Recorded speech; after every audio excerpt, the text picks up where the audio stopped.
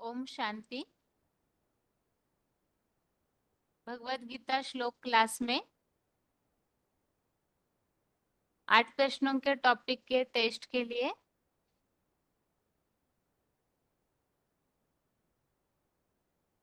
कल के क्लास में हमने जो बातें समझी थी, भगवान का एक व्यापी स्वरूप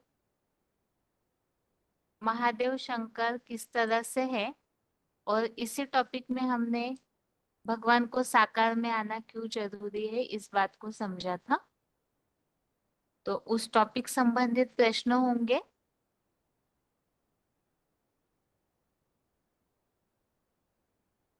और पहला प्रश्न यह है, भगवत गीता के अनुसार परमपिता शिव जी साकार में प्रवेश करते हैं, उन्हें क्या बोला गया है? कल के टॉपिक में जो बात हमने समझी है उस अनुसार बताइए।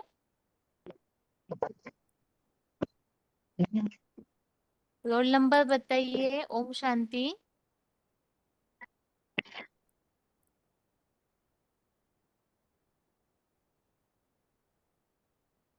हेलो दीदी, ओम शांति। ओम शांति। रोल नंबर बताइए। 20291। हाँ जी। क्या चीज के लिए पूछे थे दीदी? क्षेत्र और हेलो। क्षेत्रज्ञ, क्षेत्र और क्षेत्रज्ञ किन के लिए बोला है? अच्छा, क्षेत्र और क्षेत्र। हम्म। क्षेत्र तो शाखा के लिए बोला है, और हम्म। क्षेत्रज्ञ जो उससे प्रवेश करते हैं ना, ये बात के लिए बोला है, जो आकर के कार्य करते हैं ना। हम्म। ये पुरानी दुनिया को नई शक्ति दुनिया में परिवर्तन करते हैं। किसी को क्षेत्र और क्षेत्रज्ञ का जिसको ज्ञान हो जाता है, वो कभी भूलते नहीं है। दीदी अच्छा से सुना नहीं था। कल क्लास नहीं कर पाई थी, अच्छा ठीक है इसलिए। माता जी। माता जी, एक श्लोक तो पता होगा ना आपको, जिसमें मुरलियों में कई बार ये श्लोक आता है, बाबा क्षेत्र और क्षेत्रज्ञ के लिए जो श्लोक बताते हैं। हम्म, लोग अच्छा ठीक है माता जी। भगवान इस सृष्टि पर साकार में आते हैं तो कैसे आते हैं? मनुष्यों के जन्म में और भगवान के जन्म में क्या अंतर है, बताइए। भगवान भगवान तो का तो दिव्य धर्म है, क्योंकि जैसे भूत प्रेत की आत्मा प्रवेश करती है ना, तो हम्म। चौड़ा मड़ा बदल जाता है। लेकिन भगवान जिसमें आते हैं तो हम्म। पता ही नहीं चलता कब आता है और कब जाता है। तो हम्म। भगवान तो अदन्ना अभोक्ता करता। गीता में भी बोला ना हम्म। कि प्रवेश तुम 11 अध्याय का 54 में बोला ना, मैं हम्म। प्रवेश करने योग्य हूँ। मैं प्रवेश करता हूँ, प्रवेश करके कार्य करता हूँ। हेलो। जैसे भूत प्रेत की आत्मा प्रवेश करती है तो पता चलता है, लेकिन भगवान प्रवेश करते हैं तो किसी को पता भी नहीं चलता है कब आते हैं और कब जाते हैं। अच्छा माता जी, भगवान शांति तो दीदी। सर्वशक्तिवान है ना, फिर उन्हें साकार में क्यों आना पड़ता है? क्योंकि साकार में आकर भगवान के ही कार्य क्यों इसलिए करना पड़ता है? क्योंकि सब अज्ञान के अंधेरे में अ, पड़ जाते हैं, इसलिए बोलते हैं ना, रात के राही तक मत जाना। क्यों आते हैं बोलने के बाद, जब सारी दुनिया अज्ञान के अंधेर में अ, पड़ जाते हैं तो भगवान को महाशिवरात्रि बोलते हैं ना, महान शिवरात्रि। क्योंकि जब सारी दुनिया अज्ञान में पड़ जाती है तो भगवान उसी समय प्रवेश करके कार्य करते हैं, और किसी को पता भी नहीं पड़ता है कि कौन करता है। और कितना गीता में भी बोला ना, अध्याय 2 का 29 में, कोई जानकर भी नहीं जानते हैं, कोई सुनकर भी नहीं सुनते हैं, कोई आश्चर्य से देखता है, आश्चर्य से बताता है। हम्म, ये भी बोला है। ठीक है माता जी। ओम शांति। आगे माता जी बताइए, दिव्य जन्म किसे कहा जाता है? हेलो। ओम शांति। दिव्य जन्म किसे कहा जाता है माता जी? दिव्य चंदन जी, इसे कहा जाता है जो पर काया प्रवेश करते हैं। भूत प्रेत भी प्रवेश करते, उनका भी दिव्य जन्म होना चाहिए फिर। भूत प्रेत प्रवेश करते हैं तो बाबा कहते हैं उनका चेहरा मोहरा बदल जाता है, लेकिन शिव आप जिसमें प्रवेश करते हैं उसको तो वो हल्का फुल्का है, पता भी नहीं चलता कब प्रवेश किया, कब आया और कब चला गया। सिर्फ प्रवेशता को ही दिव्य जन्म कहते हैं या और कोई बात है? दिव- अ, दिव्य जन्म मतलब गर्भ से जन्म नहीं लेते हैं। ठीक है माता जी, इसके लिए कोई श्लोक बता सकते हैं दिव्य जन्म के लिए? जन्म कर्म दिव्यम च वेत्ति है, ये वाला श्लोक है। अच्छे से बताइए श्लोक। बहन जी, जन्म कर्म दिव्यम च वेत्ति। पढ़ के बताइए, पढ़ के एक एक। बहन जी, इसका नंबर तो नहीं मालूम इस श्लोक का। चौथे अध्याय का 9वां श्लोक। हाँ जी, हाँ जी। हाँ।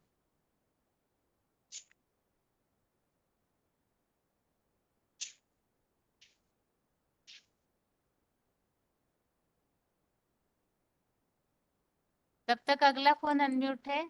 धर्म और अधर्म के बारे में क्या समझा था हमने? दीदी ओम शांति। Roll number? 22,757। हाँ माता जी बताइए। हाँ, क्या बोले? धर्म कर धर्म और क्या बोले अधर्म दीदी? एक बोलो। के बारे में हमने क्या समझा था? धर्म, भगवान को जानने हाँ, का और धर्म धर्म और से और अधर्म से क्या कनेक्शन है? धर्म अधर्म का जानने का एक कनेक्शन है, साकार और निराकार। क्योंकि साकार निराकार के जानने से ही धर्म अधर्म फैला हुआ। भगवान को न जानने के कारण अलग अलग पूजा स्थल भगवान को अलग अलग नाम रूप में मानने लगे, तो अलग अलग धर्म धारणाएं बन गई, जिसमें दुर्गति का कारण में अधर्म और धर्म ही है।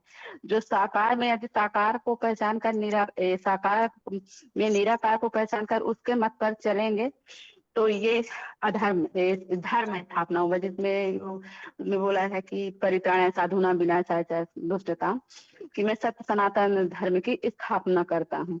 तो वो कोई ऊपर बैठ के कोई प्रेरणा नहीं देता है, वो यहाँ आकर, क्योंकि साकार दुनिया साकार है, तो साकार दुनिया को ज्ञान सुनाने का परिवर्तन कैसे कर सकता है? तो भगवान साकार में आकर ज्ञान सुनाएगा, तभी परिवर्तन कर सकता है। तो साकार में आकर के ज्ञान सुनाता है, तभी तो लोग उसे जानेंगे, पहचान के और याद करेंगे। तो परिवर्तन का आधार है याद। तो याद कैसे करेंगे, कैसे जानेंगे? क्योंकि सभी मनुष्य आत्माएं तो जन्म मरण के चक्र में आते आते अपने स्वरूप को ही भूल गई हैं, तो भगवान को कैसे पहचानेंगे? तो इसलिए भगवान को साकार में आना पड़ता है, और साकार में आकर के साकार और निराकार का ज्ञान देता है, जो इसमें कहा गया है क्षेत्र क्षेत्र, कि जिस शरीर में आता है तो वो क्षेत्र है, और जो उसको पहचानता है, पहचान कर ज्ञान देता है। क्योंकि जो सुप्रीम सोल है तो ऐसे में तो सभी में प्रवेश नहीं कर जाता है, वो जानता है कि कौन इसमें ऊंचे से ऊंचा पाठधारी है, क्या है, तो वो उसमें आकर उसका ज्ञान देता है, तो उसे क्षेत्रज्ञ कहा है। तो जो उसको जान कर, पहचान कर और उसके मत पर चलते हैं, तो वो धर्म है, सनातन धर्म धर्म है। और जो नहीं जानते, नहीं मानते, उसके बताए रहते तो नहीं चलते हैं, अधर्म। भगवान को जानने और न जानने का ही दुर्गति और सदगति। भगवान को जानकर उसके बताए हुए रास्ते पर चलना ही सदगति, सत्य की स्थापना होती है, और न जानना तो इससे ही दुर्गति हुई है। इसलिए धर्म अधर्म का यही कारण है। ठीक है माता जी, भगवान को जानना क्यों जरूरी है? क्योंकि भगवान को जब तक हम ये कहना कि भगवान को हम नहीं जानेंगे तो याद कैसे करेंगे? याद जानने के लिए तो हमें, याद करने के लिए तो जानना पड़ेगा ना। जैसे कहा कि तो याद कैसे करेंगे? क्योंकि जो हमारे, जैसे कि हमारे हल में होता है कि जो हमारे स्नेही होते हैं तो वो हमें ज्यादा याद आते हैं, और याद आते हैं कब? जब हम उन्हें जानते पहचानते हैं, जैसे कि भक्ति मार्ग में कहते हैं ना कि माला तो कर में फिरे जी छुरे मनुमाही मनुआ तो चौधरी फिरे, ये तो सुमिरन नहीं। वैसे भक्ति मार्ग में तो कहते हैं कि हम भगवान को जानते हैं। यदि जानते तो यदि जैसे आदमी है यदि हम जानते हैं तो किसी का नाम लेने की दरकार है, नाम से तो नहीं लेते, वो तो हम याद ही आता है। जैसे हमारे लौकिक कोई इसमें ही नजदीकी है तो हमें स्वतः ही याद आते हैं। तो स्वतः क्यों आते हैं? क्योंकि हमने उन्हें जाना पहचाना है, उससे संबंध जोड़ा है, उससे हमें प्राप्ति प्यार इसमें मिला है। तो ऐसे इसलिए हमें भगवान को जानना है। जब हम भगवान को जानेंगे, जानकर संबंध जोड़ेंगे, इसलिए कहा है समान संबंध। तो समान संबंध मतलब तो निराकार है, साकार है। तो साकार में हम निराकार को जानेंगे पहचानेंगे तभी याद करेंगे, तभी हम पतित से पावन बनेंगे और तभी इस दुनिया का परिवर्तन होगा। नहीं बिना ठीक भगवान के जाने पहचाने और याद से इस दुनिया का परिवर्तन नहीं हो सकता है। इसीलिए हमें ठीक भगवान आते हैं तो हमारा भी परिचय देते हैं और अपना भी परिचय देते हैं। ठीक है माता जी। हेलो। जबलपुर के माता जी बताइए श्लोक। हाँ जी बहन जी। जन्म जन्म कर्म च में दिव्यम एवं यो वेत्ति तत्वतः त्यक्त्वा देहं पुनः जन्म नेति मामेति सो अर्जुन। हे ठीक है, अर्जुन। अर्थ नहीं पढ़िए। आगे आगे 2 फोन अनम्यूट है और प्रश्न ये है, श्लोक बताना है, भगवान को जानने से पापों से मुक्ति होती है, या तो भगवान को जानने के बाद ही भगवान को याद कर सकते हैं। 29,616 अहमदाबाद और 16,743। 2 फोन अनम्यूट है। दीदी मेरा तो ओपन है। हाँ जी, बताइए माता जी। भगवान को जानने से ही पापों से मुक्ति हो सकती है, इसके लिए श्लोक बताइए। क्योंकि हम भगवान को जानेंगे तो उसको याद करने से हमारा पाप कर्म भस्म होगा, क्योंकि वो पावन है, उनमें कोई विकर्म नहीं है, वो संपूर्ण पावन है। इसलिए उसको याद करके हमारे पाप भस्म होते हैं और हम जीवन मुक्ति पाते हैं। हाँ माता जी, कल है ना श्लोक बताया था, भगवान की पहचान की महिमा क्या है, क्यों भगवान को पहचानना चाहिए, इस संबंधी श्लोक बताया था। अगर नोट किया है तो बताइए। नहीं, नोट तो नहीं किया दीदी। अच्छा ठीक है वन माता जी। सेकंड। ठीक है, 1 मिनट। आगे 16,743। हेलो दीदी।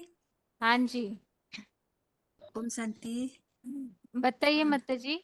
भगवान को जानने से ही पापों से मुक्त हो सकते हैं, श्लोक नंबर नोट किया था आपने कल? कॉल कॉल तो कॉल से नहीं सुना दीदी मैले। अच्छा ठीक है माता जी, रुकिए। और 27,890 और नाला पूछिए ना सोपारा। हाँ पूछती हूँ हाँ माता जी, 1 मिनट रुकिए। हाँ आ, उसमें भगवान को जानना क्यों जरूरी है, ये 10 का 3 में बोला है। यो माम अजम अनादिम च वेति लोक महेश्वरम असमूढ़ स मर्त्येषु सर्व पापे प्रमुच्यते।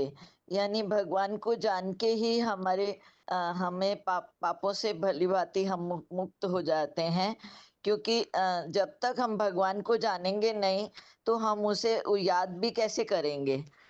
तो भगवान को पहचान के, हाँ, भगवान खुद ही आके अपनी पहचान देते हैं और हम तभी उनको याद कर सकते हैं और उनके साथ तभी हमारा संबंध जुड़ता है। हम उनके साथ सारे संबंध जोड़ सकते हैं, क्योंकि भगवान तो निराकार है, लेकिन वो जब तक साकार शरीर में आके हमें ज्ञान नहीं दे तो तब तक साकार के द्वारा ही हमारे को सब संबंध जुड़ सकते हैं। और फिर दूसरा श्लोक है 5 का 29। एक 5 का 29 उसमें बोला है भोक्तारम यज्ञ तपसाम सर्वलोकम महेश्वरम सुहृदम सर्वभूतानाम ज्ञात्वा माम शांति रिच्छति। उसमें बाबा ने बताया है कि यज्ञ सेवाओं और आत्मस्मृति की तपस्या के आत्म सुख भोक्ता को सब प्राणियों में विश्व मित्र रूप मुझ समान बने जगत पिता को सुख दुख शांति रूप त्रिलोकीनाथ को जानकर शांति को पाता है। अमूर्त शिव तो सिर्फ अंडे मिसल ब्रह्मांड का मालिक है। यानी जो शिव है वो तो सिर्फ ब्रह्मांड का मालिक है, लेकिन जब वो साकार में आके ज्ञान दे, हमें पहचान दे अपनी, तभी हम उसको याद करके सर्व पापों से हमें मुक्ति मिलती है। और भी बोला है 13 का 18 और 13 का 34 में बोला है बाबा ने। एक मिनट। हाँ, 13 का 18 में बोला, इति क्षेत्रम तथा ज्ञानम ज्ञेयम च उक्तम समासतः सद्भक्त एतत् विज्ञाय मद्भावाय उपपद्यते। ऐसे अर्जुन के साकार रूपी क्षेत्र यानी जिस साकार शरीर में आते हैं उसको क्षेत्र कहा गया है। क्षेत्र यानी शरीर, तथा साक्षात अगाध ईश्वरीय ज्ञान और संगम में जानने योग्य शिव बाबा को संक्षेप में कहा है, मेरा श्रद्धावान भावना भरा भक्त इसको जानकर मेरे ईश्वरीय ऐश्वर्यवान राजाई भाव को पाता है। यानी क्षेत्र को भी जानता है और क्षेत्रज्ञ यानी जो निराकार प्रवेश करता है, वो निराकार ही पहचानता है कि क्षेत्र कौन सा है, किस में प्रवेश करना है। यानी सुप्रीम सोल शिव ही साकार शरीर में जिस को पहचानते हैं कि किस शरीर में उनको आना है मुकर्रर रथ में। और फिर और एक ठीक है माता जी, लंबा हो जाएगा औरों के लिए थोड़ा सा। जी जी, ओम शांति। हाँ, आगे दोनों माताओं के लिए प्रश्न है। माता जी, अधर्म भगवान को न जानने से ही अधर्म होता है, इसे कैसे स्पष्ट करेंगे बताइए। ओम शांति दीदी। हाँ जी। वो अधर्म उसे कहते हैं कि बाप को न जानने से, भगवान को न जानने से हम अनेकों को पूजने लगते हैं, उसे कहते हैं अधर्म। और एक को पहचान कर हम उसे याद करें तो उसे कहते हैं धर्म।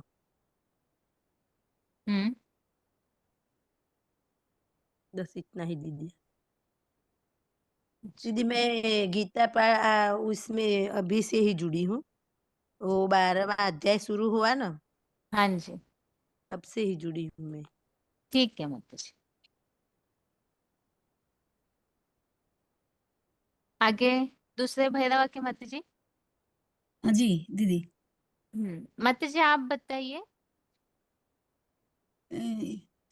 एक को जानना, एक को मानना और एक को याद करना धर्म धर्म है। और अनेकों गुरु लोग को पीछे लाकर अनेकों को याद करना अधर्म है। अनेकों को याद करना से आज दुनिया भटक गए हैं, दुनिया को बुद्धि बिखर गए हैं। एक को याद से ऊंचा उठेंगे, अनेकों को याद से नीचे गिरेंगे। इसलिए एक को पहचान कर एक को याद करना है, जो शरीर में आया हुआ है, जिस मुकुर रथ में आया हुआ है, उनको पहचान कर, उनको जानकर याद करना है दीदी। साकार में निराकार को याद करना है, अव्यभिचारी भाव से याद करना है। कोई श्लोक पढ़ूं दीदी? पढ़िए। कौन सी श्लोक? समशत्रु च मित्र च पढ़ूं? पढ़िए। इसको समशत्रु च मित्र च तथा मान अपमानय शीतोष्ण सुख दुख से समसर्व विवर्जित तुल्य निंदा तुति मोहन संतुष्ट एने केनचित अनिकेत थिरमति भक्ति मान्य प्रिय नर। अब जो अर्थ नहीं योगी पढ़िए माता जी, आज बेसिक भन्ना कोर्स है वैसे। अर्थ नहीं पढ़िए ठीक है, वैसे, आज बेसिक कोर्स है ना, फिर भी आप ठीक है दीदी, ठीक। ठीक है माता जी। आप ठीक है, सर्वव्यापी नहीं है भगवान, इसके लिए टॉपिक रेडी कीजिएगा, फिर अगली बार बताइएगा। ठीक है। ठीक है दीदी, ठीक है, ठीक है। ठीक। ओम ओम शांति। शांति। आगे अगला प्रश्न है, जो कल के क्लास में हमने इस बात को समझा था कि भगवान को जानने से ही क्या क्या प्राप्तियां होती है, तो इस पर कल जो बातें समझी है उसके आधार से एक छोटा टॉपिक बताइए कि भगवान को जानने से ही हमें क्या क्या प्राप्तियां होती है। आगे फोन अनम्यूट है। हाँ दीदी, ओम शांति। ओम शांति। बाबा ने कहा है कि जब साकार में आए निराकार को पहचानेंगे तो ही हमारा कल्याण होता है, क्योंकि जो साकार को ही नहीं पहचाना तो सबसे बड़ा पहचानने का बात ही है साकार को। निराकार को तो और कोई ना कोई रूप में मानते ही है, कोई शिवलिंगा के रूप में मानते हैं और कोई सर्वव्यापी के रूप में मानते हैं। बाबा ने कहा वही आकर सबसे बड़ा परिचय देता है कि वो क्षेत्र मेरा स्वरूप है। तो उनको जानेंगे और उनके बताए हुए रास्ते को हम न्याय पूर्वक चलेंगे तो ये हमारा सदगति होता है। अगर उनको नहीं जानने से हमारा दुर्गति होता है। यही इसीलिए बाबा ने कहा हुआ था कि धर्म और अधर्म का अंतर होता है। साकार स्वरूप को पहचान कर उससे उसके तद अनुसार चलना ही धर्म है, और झूठे को ही हम गुरु अर्थात सदगुरु मानेंगे तो वो सबसे बड़ा दुर्गति होता है। इसीलिए वो जन्म जन्म का भाग्य भी हो देता है। एक सदगुरु सच्चा है और बाकी सब झूठा है, इस बात को साबित करना और उसके अनुसार चलना ही हमारा जन्म जन्म की कमाई होती है। ठीक है, श्लोक बताइए कोई। भगवान को जानने से क्या क्या प्राप्ति होती है, इसके लिए श्लोक कोई भी एक या दो श्लोक बताइए। हाँ दीदी, इस श्लोक में तो भगवान तो दिव्य है। जन्म कर्म च मे दिव्याम योगेति तत्त्वतः त्यक्तम देह पुनर्जन्म नैति मामेति सो अर्जुन भी बताया है। जो भगवान आकर जो ज्ञान हमको देता है और उसके आधार पर जो चलता है तो उसके हिसाब से ही हम जन्म जन्म के कमाई कर सकता है। और दूसरा भी बताया था, भोक्ताराम यज्ञ तपासम सर्वलोक महेश्वरम सुहृदम सर्वभूतानम ज्ञात्वा माम शांति रिच्छति। जो भगवान को यज्ञ सेवाओं में अर्थात आत्मा स्मृति की तपस्या अर्थात भक्ति को सब प्राणियों में मित्र स्वरूप जानकर जगत पिता को पहचानेंगे तो त्रिलोकीनाथ को जानने से ही हमारा आत्मा सदगति को पाता है। एक ही मूर्तिमान शंकर महादेव का ही जगत पिता कहता है, उनको ही जानना सबसे बड़ी बात है। उनको जानने से हमारा सुख मिलता है दीदी। ठीक है। ठीक है दीदी, ओम शांति। आगे अगला प्रश्न है, सिर्फ श्लोक बताना है। भगवान प्रवेश करके कार्य करते हैं, इसके लिए श्लोक बताइए। भगवान प्रवेश करके कार्य करते हैं, दिव्य जन्म लेते हैं। रोल नंबर बताइए। फोन अनम्यूट है, किसी का नाम दिख रहा है डिस्प्ले में सिर्फ।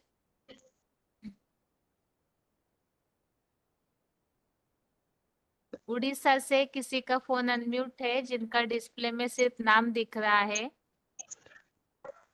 हाँ जी, मैं बोलता हूँ। हाँ जी, रोल नंबर बताइए अपना। 5375 मधुबन। राउरकला। हाँ जी, बताइए। हाँ, तो ये भगवान का जन्म है जो जन्म कर्म च दिव्य मेति एवं जो माम वेत्ति तत्वतः ज्ञात्वा देहम पुनः जन्म न एति मामेति अर्जुन। तो इसका अर्थ नहीं, माने ये श्लोक है। और जो वो भगवान का जो श्रेष्ठ कर्म है और अजन्मा अकर्ता अभोक्ता है, उसको जानना जरूरी है। इसीलिए इसको इस श्लोक को बताता है कि जो माम अजम अनादिम च वेति तत्वतः असमूढ़ समर्थ्येषु सर्वलोकम प्रमुच्यते, ये सब बताया है श्लोक में। तो सर्व इसी पापे है प्रमुच्यते, ऐसे है श्लोक में। हाँ हाँ हाँ, नया अटेंड करता हूँ ना, इसीलिए थोड़ा हाँ हाँ, हड़बड़ ठीक लगता है। है। अच्छा जी, हाँ मैं पहले नहीं था, अभी थोड़े दिन ही ज्वाइन किया है। अच्छा, सुनने के लिए थोड़ा समय लगा और थोड़ा कैसे बोलूं कैसे ऐसे कर करके अभी समझ में आ गया है। अच्छा ठीक है जी। अब कुछ पूछिए प्रश्न। भगवान सर्वव्यापी नहीं है, इसके लिए क्या समझा सकते हैं आप? इसके लिए जो भगवान अगर सर्वव्यापी होता तो सब कोई खुशी में रहते, दुखी क्यों पड़ते हैं? अपने को ही कोई कोई जो गुरु को मानते हैं तो गुरु क्यों सुख नहीं देता है? तो अभी सच में भगवान जो आया हुआ है उसका हम परिचय देंगे। तो कैसे देंगे उसका जो श्लोक में है उसको बताएंगे, और उसी अनुसार उनको थोड़ा कुछ माने जब समझ में आएगा तो आगे बढ़ेंगे, नहीं तो चुप रह जाएंगे। तो भगवान आया है इसका परिचय क्या है ना, जो कि गीता में है कि जो प्रविष्टुम माने शरीर में प्रवेश करता है तो अभिज्ञ और सर्वश्रेष्ठ शासक है, और एक ही है, एक ही तन में प्रवेश करता है, वो मुकर तन है, ऐसे ऐसे परिचय देंगे। गीता में जितने भी हमको मालूम है वो सब बताएंगे। तो अभी तो पूरा तो नहीं बताएंगे, लेकिन याद है, लिख करके रखे हैं, उसको दिखाएंगे कि देखो ऐसे ऐसे बात है। इसलिए शंकर ही भगवान है। शंकर को कोई नहीं बताते हैं, लेकिन और दूसरा दूसरा जैसे कि कृष्ण को ही गीता में भक्ति मार्ग का गीता में लिखा लिया है, वो नहीं है। कृष्ण अगर भगवान होता तो अभी तक दुनिया बदल जाता, लेकिन अधोगति को पाया है। लेकिन एक को ही याद करने से मन बुद्धि ठीक रहेगा, इसलिए इसे बताएंगे। अच्छा जी, ओम शांति। ठीक है, ओम अच्छा, शांति।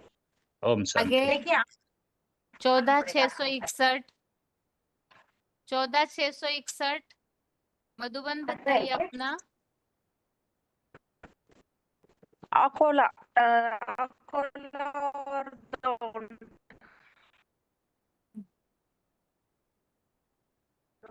माता जी आप बताइए कि भगवान अपने प्रकृति को अधीन करके इस सृष्टि पर आते हैं। श्लोक बताइए। भगवान अजन्मा है और जिस तन में प्रवेश करते हैं उसकी प्रकृति को अधीन करके कार्य करते हैं। चार काम है लेकिन कड़े नहीं बताइए, भगवान से प्राप्ति बताइए। दीदी मैं तो ये बोलने वाली हूँ, भगवान से क्या प्राप्ति श्लोक बताने वाली। बताइए, थोड़ा खिड़की के पास खड़े रहिए, नेटवर्क प्रॉब्लम है आपके फोन में। यो हाँ, यो मामम अजम अनादिच व्यक्ति लोकमहेश्वरम असम मूढ़ा मश्यु सर्व पापेह प्रमुच्यते। जो मुझ शिव बाबा को अजन्मा अगर्भ अनादि और सुख दुख व शांतिधाम त्रिलोकी का महान आसक सर्वशक्तिमान अव्यक्त मूर्ति जानता है। वह मनुष्य में संपूर्ण मोह रहित हुआ सब पापों से भली भला कल संपूर्ण दुखों से मुक्त हो जाता है। दीदी भगवान प्रवेश आया करके ना? कार्य करते हैं, इसके लिए श्लोक आता है माता जी? नहीं दीदी, मुझे इतने श्लोक नहीं आते।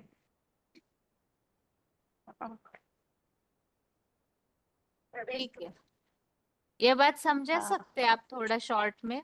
भगवान एक व्यापी है, इसके लिए कोई प्रूफ समझा सकते हैं? शंकर में ही एक व्यापी है।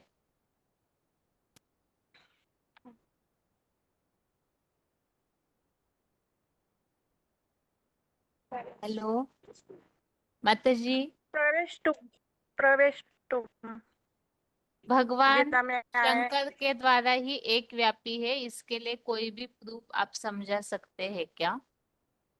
शंकर के द्वारा ही परमपिता शिव क्यों प्रत्यक्ष होते हैं?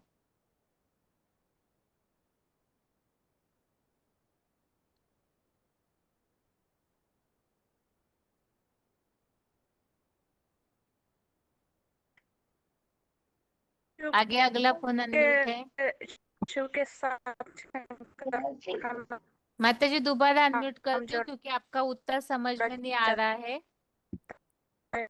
आपके फोन में नेटवर्क प्रॉब्लम ज्यादा है माता जी, उत्तर समझ में नहीं आ रहा है आपका।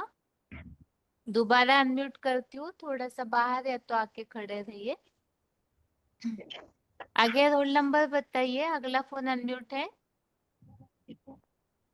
ओम शांति 20,576। ठीक है, आप इस टॉपिक पे बताइए कि भगवान को साकार में आना क्यों जरूरी होता है। हाँ क्योंकि भगवान तो सर्वसमर्थ है, सर्वशक्तिमान है, वो सब कुछ कर सकता है। ऐसे तो जैसे मुसलमान भी मानते हैं कि भगवान तो आलम में तो सब कुछ कर सकता है, लेकिन हम जो मनुष्य 63 जन्म से देहभान में आते आते देह का ही माने हमारा पड़ गया है वो अभ्यास। लेकिन भगवान तो निराकार है।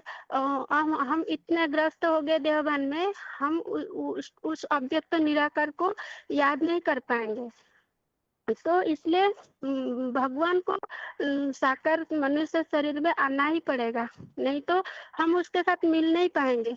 और मिल नहीं पाएंगे तो उसके साथ संबंध भी कैसे जोड़ेंगे हम। जैसे कोई हाथी है और कोई चिंटी, तो ऐसे उनका संबंध कैसे जुड़ा होगा। तो भगवान निराकार है, इसलिए वो साकार में आएगा तब जाके हम उनके साथ माने संबंध जोड़ पाएंगे हर प्रकार का। जैसे जैसे भक्ति मार्ग में हम जानते हैं कि सर्व संबंध पिता पुत्र बंधु सखा सब कुछ हम उसके साथ ही जोड़ पाएंगे और उसको याद कर पाएंगे। क्योंकि जैसे 12:5 में भी बोला है ना, जैसे अव्यक्त देहभानी वालों को अव्यक्त को याद करने का बहुत कष्ट होता है। तो हम देहभानी है और वो तो निराकार अव्यक्त है भगवान परमपिता परमात्मा शिव। तो वो जब साकार में आएगा हमको सहज होगा उसको याद करने के लिए। तभी जाके हम उसको याद करेंगे, तभी हम क्या माने पापों से मुक्त हो पाएंगे और हमको सुख शांति मिलेगा, जन्म जन्म का हमको भाग्य बना पाएंगे। तो भगवान को साकार में आना चाहिए न, वो तो सर्वसम्मत है, वो चाहेगा तो वो सब कुछ कर सकता है, लेकिन हमारे में इतना पावर नहीं कि हम उसको माने कैच कर पाएंगे उसके शक्ति को। इसलिए उसको साकार में आना चाहिए। साकार में आएगा तो अभी तो हमको सुविधा होगा भगवान को याद करने के लिए।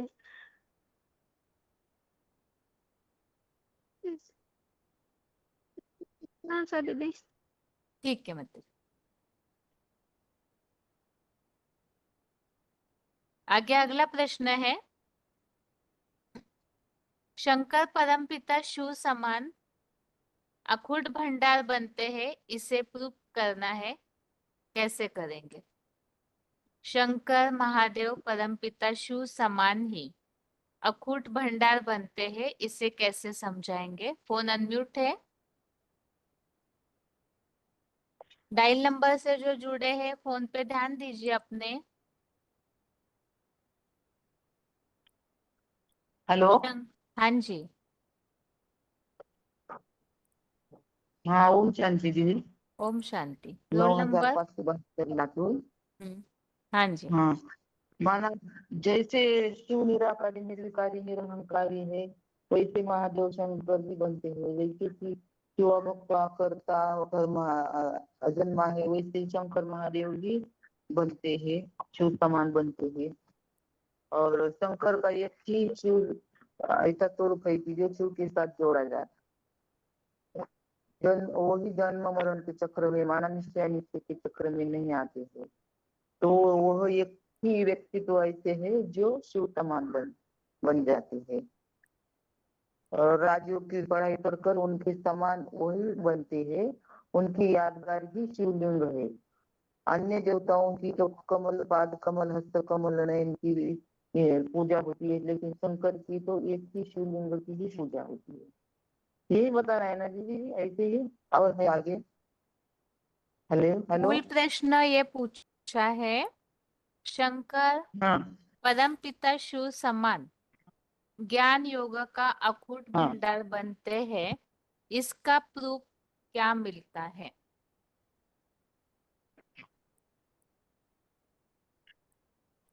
माना वो पूरा तादाद में 100% धारण करते हैं, तो वो शिवलिंग बनते हैं, निराकारी निर्विकारी निरहंकारी।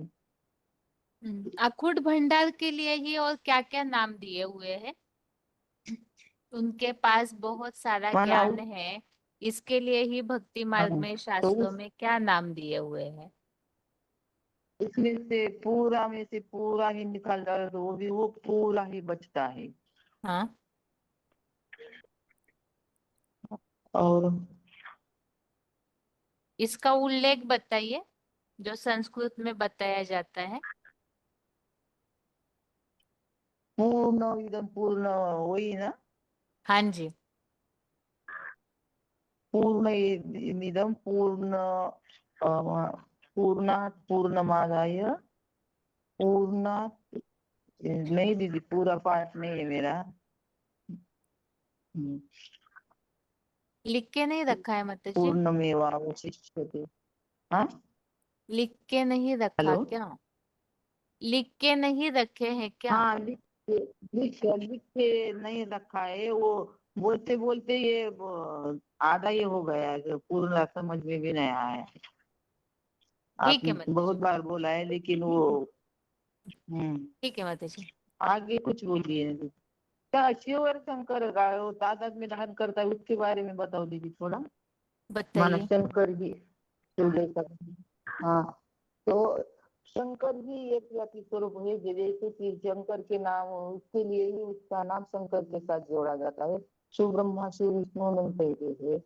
और क्यों, और वो जन्म मरण के चक्र में भी नहीं आता है, वो एक ही व्यक्ति तो है, वो जन्म मरण के चक्र में नहीं आता है। और उनकी यादगार भी शिवलिंग है। और लेकिन शंकर को तो इंद्रियों का भार नहीं रहता है, तो शिवलिंग की पूजा होती है, निराकार की तो पूजा नहीं होती है। शंकर ही निराकारी से धारण करता है, और तो उनमें से ही सारी सृष्टि निकलती है, उनमें ही सारी सृष्टि समा जाती है। शंकर ही अकाल मूर्त है, अजन्मा है, अभोक्ता है, अगर्भा बन जाते हैं शिव समान। वह ही दुख से परे होते हैं, वह ही विकर्म के ऊपर जीत पाते हैं। वास्तविक कामदेव को जो भस्म करने की बात है, तो वो उन्होंने अपने काम के ऊपर जीत पाई है। जैसे कि समुद्र मंथन हुआ तो उसमें से रतन निकले, तो सब रतन देवताओं ने बात ली, लेकिन उन्होंने काम वो विष को स्वीकार किया। माना भी विष के ऊपर उन्होंने जो काम विकार है उसके ऊपर उन्होंने विजय पाई, तो कामदेव को भस्म करते हुए दिखाते हुए। जैसे कि जो स्वर्ग के सुख नहीं लेते हैं, तो वो शिव थे, वो तो शंकर भी अमरनाथ की स्टेज बनते हैं, वो भी स्वर्ग के सुख नहीं लेते, उनके मंदिर भी गांव के बाहर दिखाते हैं।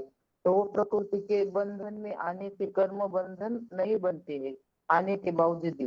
तो वो भी शिव शंकर भी स्वस्थिति में स्थित रहते हैं, तो वो भी प्रकृति के बंधन में नहीं आते हैं।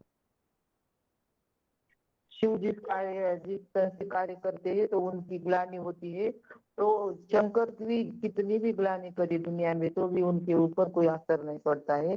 जैसे कि कान होते हुए भी सुनते नहीं, आंख होते हुए भी देखते नहीं है, उन्हें अनासक्त होकर कर्म करते हैं, फल की कुछ भी इच्छा नहीं करते हैं।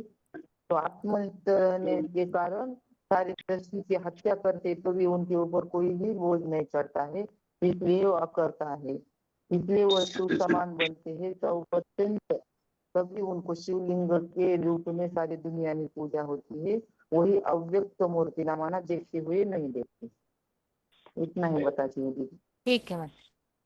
आगे ओम शांति बहन जी। बताइए माता जी, 5494। अखूट भंडार इसके लिए क्या समझाएंगे?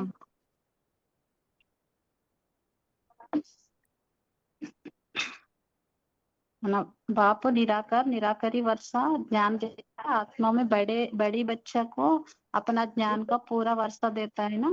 बाप अकूट ज्ञान का भंडार है, तभी उनका ज्ञान कूटता है, सारा सारा का सारा ज्ञान भंडार निकाल दिया जाए, कोई निकालने वाला हो तो फिर भी पूरा ही बचता है, ऐसे बोलते हैं ना भक्ति मार्ग में।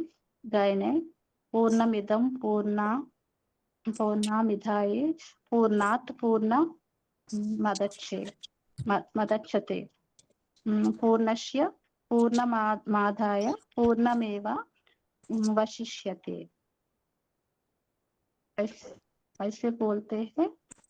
और भी ये भी बताते हैं ना, सागर का अंत कोई पा ना सकते हैं, कहा जाता है ना कि सागर को स्याही बनाओ, जंगल को कलम बनाओ, पृथ्वी को कागज बनाओ, तो भी यह ज्ञान पूरा नहीं, खत्म नहीं होगा।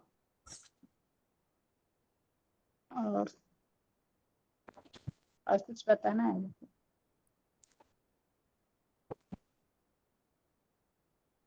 हेलो, ठीक है माता जी, आगे आगे अगला फोन अनम्यूट है। और कल के टॉपिक में हमने जो बात समझी है उसे संक्षेप में बताइए। ओम शांति। हाँ जी। कल ने समझा था कि क्षेत्र और क्षेत्रज्ञ 13 का पहला नंबर श्लोक में जो बोला है, इदम शरीरम कौन्तेय क्षेत्रम इति अभिधीयते। वो ऊपर वाला जो सुप्रीम सोल, इसी उच्च जो आधार जो परम ब्रह्म है उसको पहचानते हैं, वो है क्षेत्र है। और उसको जो जान जाता है वो है क्षेत्रज्ञ, माने सुप्रीम सोल निराकार है क्षेत्रज्ञ। एतत् यह व्यक्तित्वं प्राहु क्षेत्रज्ञ इति तद्धिते।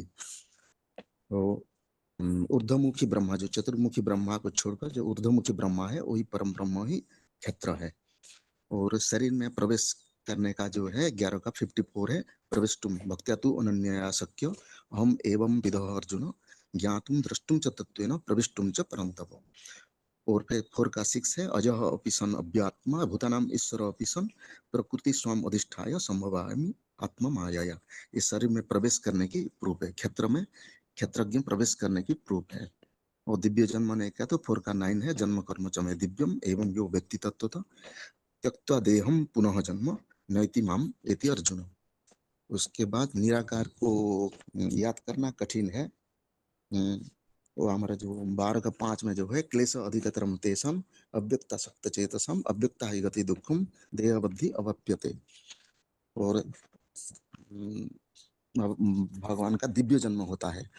हमारा जैसा गर्भ में प्रवेश करके जन्म मरण चक्र में आते हैं, वो एवर प्योर सुप्रीम सोल देहभान में वो न रहने के कारण वो परम ब्रह्म में प्रवेश कर, जो परम ब्रह्म में प्रवेश करते हैं। और उसको दिव्य जन्म कहता है।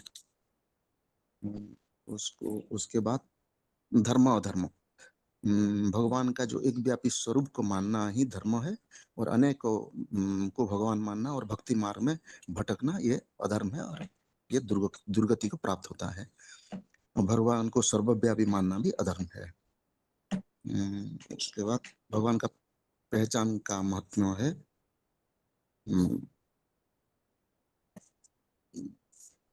ये तो श्लोक बताऊंगा। हाँ जी, हाँ जी।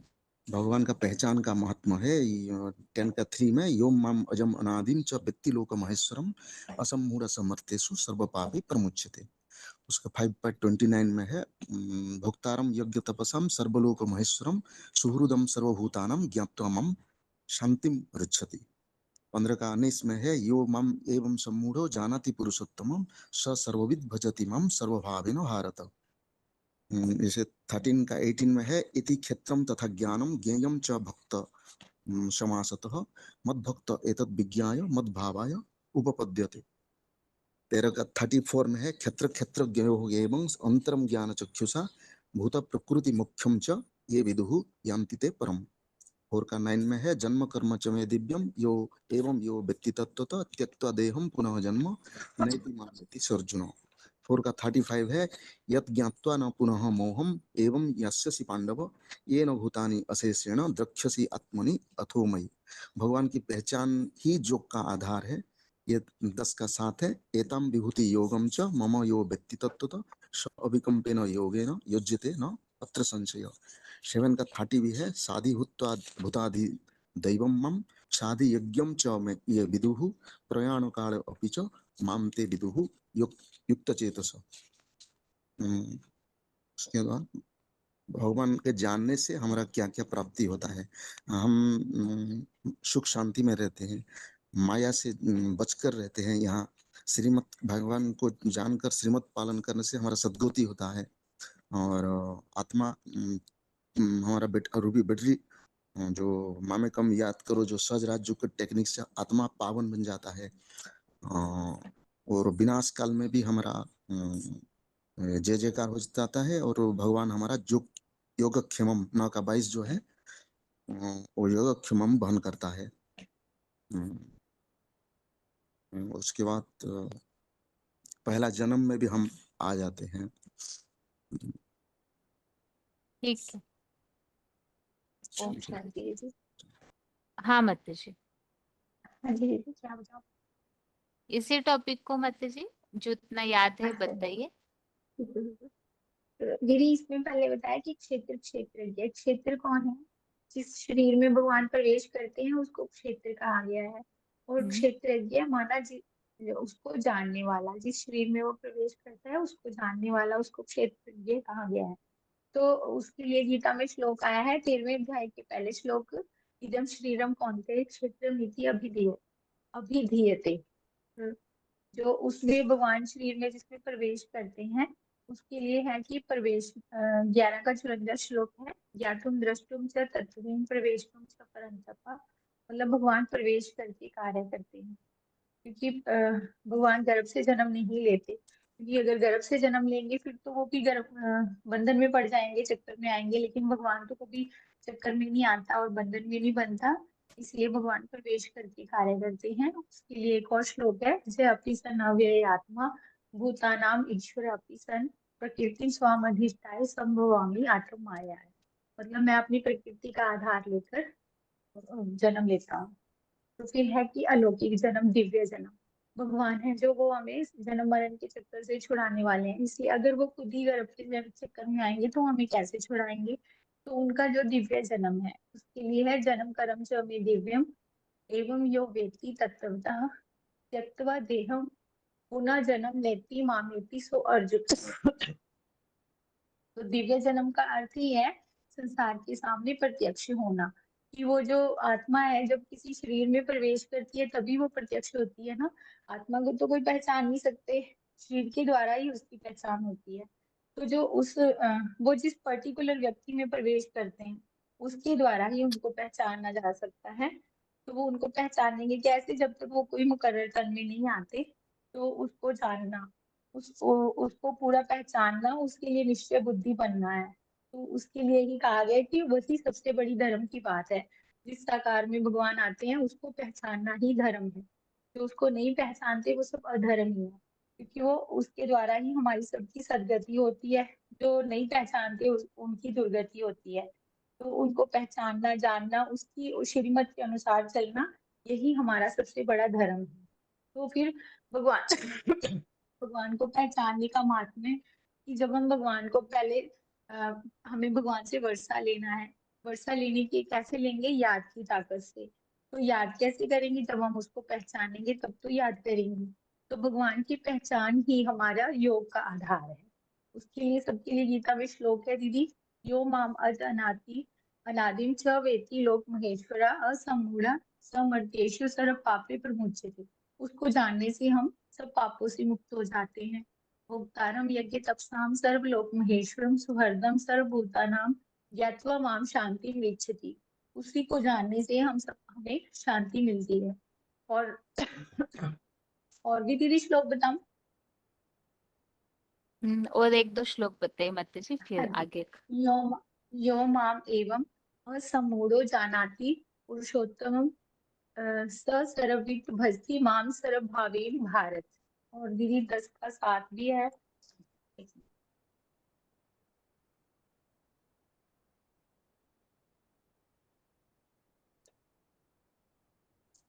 हाँ दीदी 10 का 7 है, एताम विभूतिम योगम च मम यो वेति तत्वता स विकम्पेन योगेन युज्यते न अत्र संशय।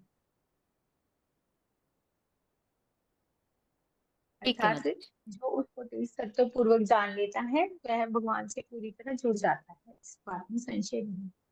ओम शांति। हाँ, आगे होली के टॉपिक के लिए फोन अनम्यूट किया जा रहा है। फोन अनम्यूट है माता जी। 16468।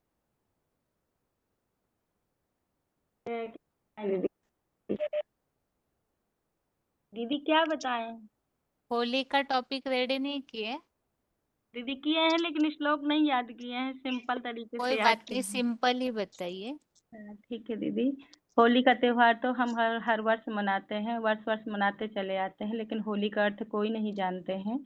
होली का अर्थ एक तो इंग्लिश में होली का शब्द पवित्रता से लिया जाता है, और एक होली का अर्थ होता है कि जो बीत गया सो बीत गया, उसको याद नहीं करना है, और जो हमारा वर्तमान चल रहा है तो उसको देखना है और आगे भविष्य को देखना है। तो होली का तो ये अर्थ हुआ। और फिर हम होली में क्या करते हैं कि अग्नि जलाते हैं। तो अग्नि जलाने के मतलब वहाँ तो स्थूल अग्नि जलाते हैं। और यहाँ पर यह है मतलब अध्यात्म का मतलब है कि जो हमारे 5 विकार हैं, काम क्रोध लोभ मोह अहंकार, ये 5 विकार हैं, उनको हम भगवान के योग अग्नि में जलाते हैं। जब योग अग्नि में जलाते हैं और फिर क्या करते हैं, वहाँ फिर जलाने के बाद फिर रंग खेलते हैं, मनाते हैं। तो यहाँ पर हमको क्या करना है, जब हमारे 5 विकार जल जाएंगे तो फिर हम आत्मिक स्टेज में टिक जाएंगे। तो फिर हम क्या करेंगे, भगवान का जो रंग है, जो ज्ञान और योग का रंग है, तो वो हमारे अंदर चढ़ता है। ज्ञान है, ज्ञान का रंग है, दिव्य गुणों का रंग है, वो हमारी आत्मा में चढ़ता है। तो हम फिर मंगल मेला मनाते हैं। तो आत्मिक स्थिति जब हो जाती है तो हम एक दूसरे को भाई भाई समझने लगते हैं, सारी दुनिया एक वसुधैव कुटुंबकम बन जाती है, तो एक दूसरे को हम भाई भाई समझते हैं। फिर क्या करते हैं कि उसकी गोबर की कोकी बनाते हैं। तो उस कोकी को जब आग में पकाते हैं तो वो गोबर की कोकी जल जाती है, तो यानी सारा देह भान जो है हमारा जल जाता है। और जो भगवान के स्नेह का धागा है, तो परमात्मा स्मृति का, वो बच जाता है। फिर हम क्या करते हैं कि ये हिरण्याकश्यप की कहानी बताते हैं कि हिरण्याकश्यप था, राक्षस था, उनका प्रहलाद पुत्र था, तो होलिका उसको लेकर के बैठी, तो होलिका जल गई और प्रहलाद बच गया। और भगवान मतलब हिरण्याकश्यप को मारने के लिए और नरसिंह अवतार लिया भगवान ने। वो हिरण्याकश्यप का जो वो था कि रात में मरूं न दिन में मरूं, न शाम मरूं न सुबह मरूं। तो इसका बेहद में अर्थ यही है कि हिरण्याकश्यप कोई और नहीं होते हैं, जो ये शिव हम करके बैठ जाते हैं। हिरण्याकश्यप का अर्थ ही होता है कि जो मतलब पवित्र आत्माओं के तेज को पीने वाले, वो अपने आप को भगवान साबित करते हैं, भगवान से बेमुख करते हैं। तो वो हिरण्याकश्यप को मारने के लिए, प्रहलाद का मतलब ये हुआ जो आह्लाद मतलब प्रकट रूप से हालात खुशी देने वाला। तो परमपिता परमात्मा ही है जो खुशी देने वाला है। तो जब हमारे अंदर सब हम परमात्मा को पहचान लेते हैं, तो हम उन्हीं को याद करते, तो हमारी आत्मा एकदम सफेद हो जाती है। तो हिरण्याकश्यप को मारने के लिए परमपिता परमात्मा इस धरा पर आते हैं। तो कहते हैं ना, नरसिंह, नर के रूप में इस सारी दुनिया में दहाड़ मारने वाले, ज्ञान की दहाड़ मारने वाले। तो वो ऐसे समय पे आते, न सतयुग त्रेता रूपी दिन में आते हैं, न द्वापर कलयुगी रात में आते हैं, संगम पर ही वो आते हैं। और संगम पर ही आकर के जो वो जो हिरण्याकश्यप जैसे लोग होते हैं, जो भगवान को नहीं मानते हैं, उनको उनका बुद्धि रूपी पेट को फाड़ते हैं। तो इस तरह से मतलब हम होली का, दीदी ज्यादा अचानक दीदी आप पूछ दिए, तो मैं तो यही याद की अचानक कैसे, बता के तो रखा था। हाँ दीदी बता कर रखा था, अभी मैं इस पे नजर की थी, हम्म, तो थोड़ा सा बुद्धि से ठीक है, बताइए। हाँ क्या दीदी पूछिए। 8 प्रश्नों के टॉपिक जो रेडी किया उसी को बताइए। 8 प्रश्नों के, हाँ तो परमात्मा आप वही नंबर 1 रेडी में। किए थे बोल रहे हैं ना? दीदी जो परमात्मा सर्वव्यापी है नंबर 1 में, हाँ याद है, उसमें भी याद है, 8 प्रश्न भी याद है दीदी। लेकिन जो नंबर 1 पे, ये जो नंबर ये 1 अभी चल रहा था आपने ना कौन सा टॉपिक रेडी किया था? दीदी, यही जो कल आप बता रहे सर्वव्यापी के बारे में, नंबर 1 जो चल रहा है, परमात्मा सर्वव्यापी नहीं तो एक व्यापी कहाँ है, इसके बारे में आप बताए थे, श्लोक वगैरह पूछ रहे थे, तो वही दीदी बैठी थी, वही देख रही थी। बताइए, जो आपने क्या याद किया है उसी को बताइए शॉर्ट में। दीदी, हाँ कल कल का ही बता रही हूँ कि कल कल बताया था आपने क्षेत्र और क्षेत्रज्ञ के बारे में बताया था। तो क्षेत्र के बारे में बताना है, जैसे चरित्र करने वाला होगा प्रैक्टिकल में, तभी तो चित्र होगा, तभी तो मतलब सारी दुनिया मानेगी। चरित्र करने वाला होगा तभी तो चित्र बनेगा, जब चरित्र करने वाला ही नहीं होगा तो चित्र कहाँ से बनेगा। तो जब परमपिता परमात्मा धरा पर आते हैं तो मतलब क्षेत्र और क्षेत्रज्ञ, क्षेत्र वो हुआ कि साकार में जो साकार है वो क्षेत्रज्ञ हुआ, और जो निराकार है वो क्षेत्र हुआ। क्योंकि क्षेत्रज्ञ का मतलब जानने वाला, साकार, और निराकार जो है तो वो साकार के बारे में जो जानता है वो क्षेत्र, कहते हैं ना इदम शरीरम कौन्ते क्षेत्रम इत्त विधीयते। तो परमपिता परमात्मा जो है वो परमात्मा क्षेत्रज्ञ हुआ और वो क्षेत्र हुआ सुप्रीम सोल। इसके लिए बाबा ने मतलब उसमें मुरली में भी बताया, क्षेत्र और क्षेत्र का ज्ञान आ गया तो पूरी पढ़ाई हो गई। ऊंचे ते ऊंचा क्षेत्र जो है तो वो अर्जुन का है। अब परम ब्रह्म कहें या मतलब वो कहें अर्जुन कहें, एक ही है। जैसे ब्रह्मा के 5 मुख दिखाए जाते हैं ना, तो ब्रह्मा के जो 4 मुख है तो वो दुनिया संसार में उनकी बुद्धि लगी रहती है, लेकिन जो 5वां मुख है तो वो ऊपर की ओर मतलब ऊपर को मुख किए रहता है। तो वह भगवान का जो अखूट भंडार है वो अपने में धारण कर लेता है। और जो 4 है तो दुनियावी बुद्धि लगी रहती है तो पूरा ज्ञान धारण नहीं कर पाते हैं। फिर शरीर में प्रवेशता, तो भगवान को कहते हैं ना कि बरोबर भगवान रूप बदल करके आया। तो निराकार जब भगवान साकार में आते हैं तो कैसे आते हैं, तो इसके लिए 11 का 54 श्लोक है। भक्त्या तु अनन्य शक्यम अहम एवं विधा अर्जुन ज्ञातुम द्रष्टुम च प्रवेष्टुम च परंतप।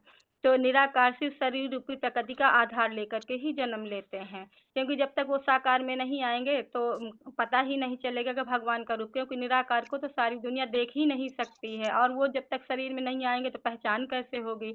इसके लिए दूसरा श्लोक भी है, आजो अपि संजयात्मा भूतानाम ईश्वरी अपि सन प्रकृतिम स्वाधिष्ठाय संभवामी आत्म माया। बाप तो विदेही है, विदेही माने निराकारी है, सदाशिव है, तो वो देह में नहीं बनते हैं, जन्म मरण के चक्र में नहीं आते हैं। तो वो साकार में आते हैं। निराकार साकार के बगैर कुछ कर भी नहीं सकते हैं। भगवान में जास्ती पवित्र कर्म के किए हैं, इसीलिए उनकी पूजा होती है। पूजा तो साकार की होती है और आत्मा पूजा तो साकार की होती है। जैसे बाप है तो शिव है, तो वो निराकार साकार में ही प्रवेश करके कार्य करते हैं। लेकिन भूत प्रेत आत्माएं भी तो प्रवेश करती हैं, लेकिन भूत प्रेत आत्माएं जब प्रवेश करती हैं तो उनका चेहरा मोहरा बदल जाता है, क्योंकि वो देह भान रहता है, भारीपन रहता है।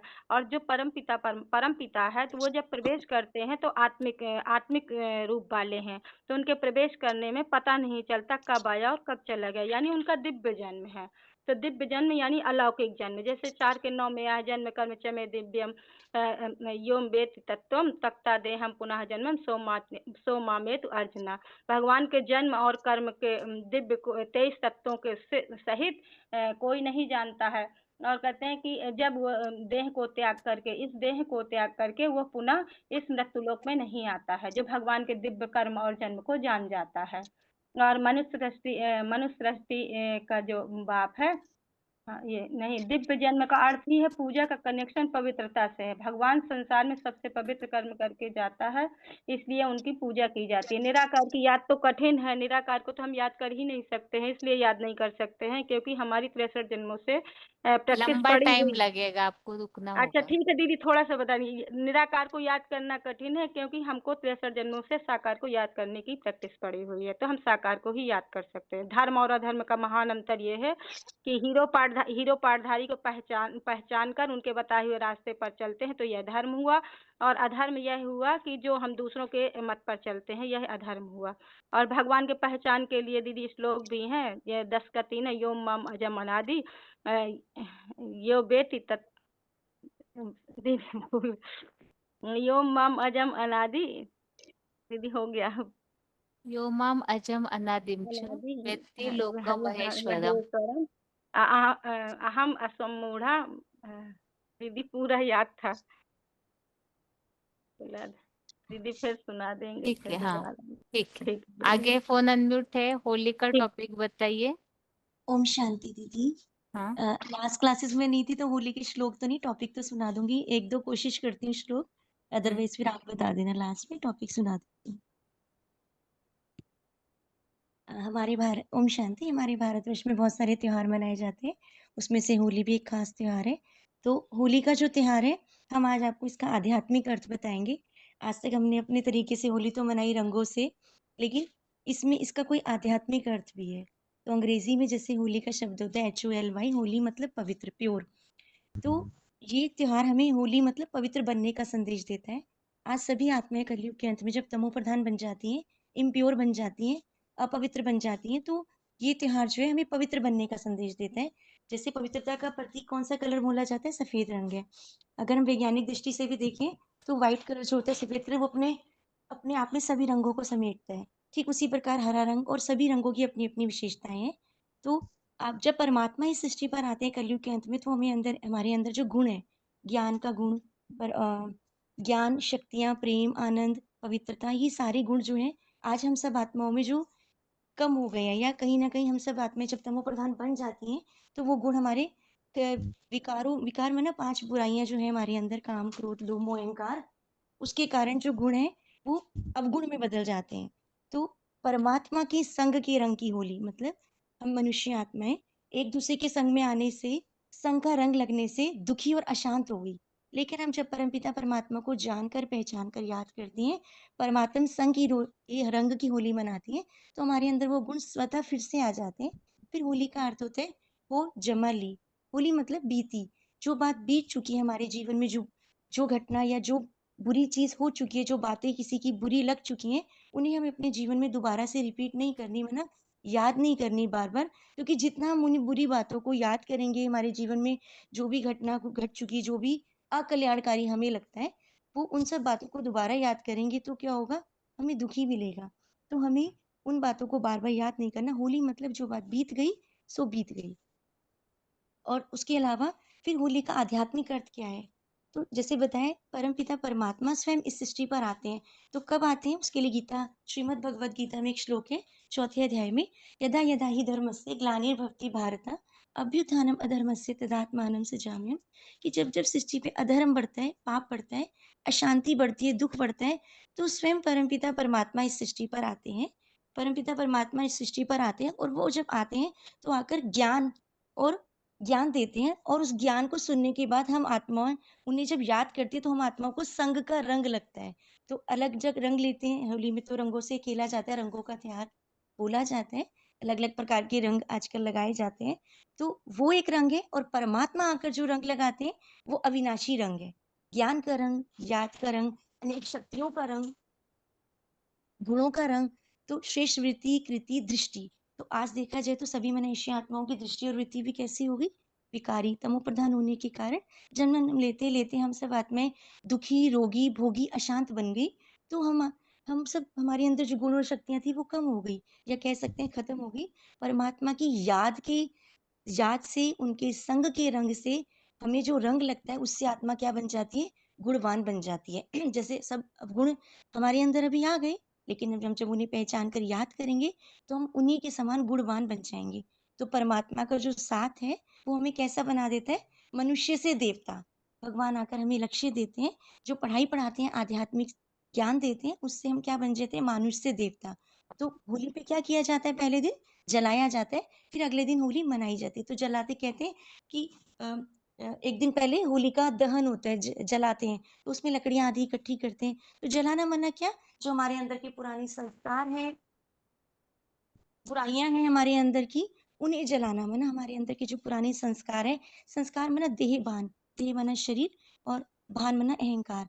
हमें अपने देह का अहंकार मना, जो 5 बुराइयां विकार आ गए वो देह भान के कारण आए। तो उस देह भान को जलाना मतलब अपने को आत्मा निश्चय करना।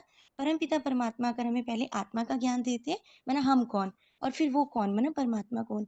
तो आत्मा परमात्मा की नॉलेज मिलने के बाद जलाना मना अपने पुराने संस्कार, पुरानी वृत्ति, पुरानी दृष्टि, पुरानी आदतें, मना जो हमारे अंदर पुरानी खराब खराब संस्कार हैं, बुराइयां हैं, उनको जलाना।